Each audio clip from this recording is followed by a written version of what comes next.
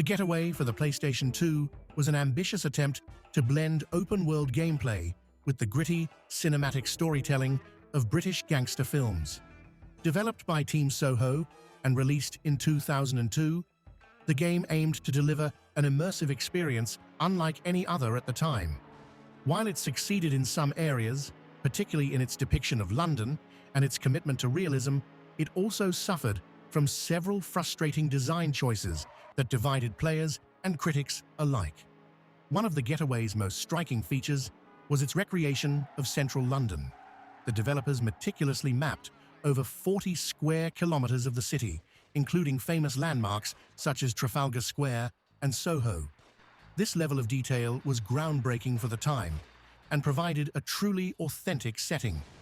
However, the decision to remove traditional gaming HUD elements, such as a mini-map, forced players to rely on in-game road signs and landmarks for navigation.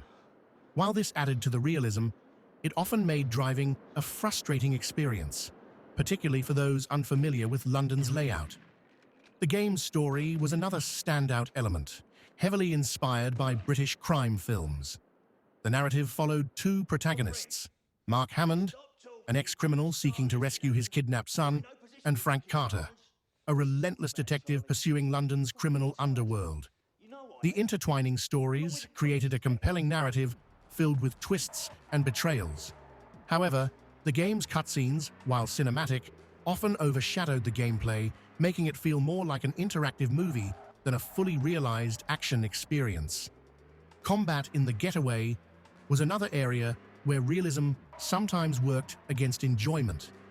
The lack of an on-screen health bar meant players had to judge their condition based on their character's animations, such as limping when injured. While innovative, this system, combined with stiff shooting mechanics and unresponsive cover mechanics, made gunfights feel clunky and difficult to control. Despite its flaws, The Getaway remains a unique and influential title.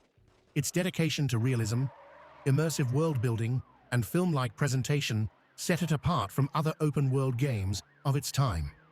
While its controls and design choices may not have aged well, its ambition and atmosphere ensure that it remains a memorable part of PlayStation 2 history.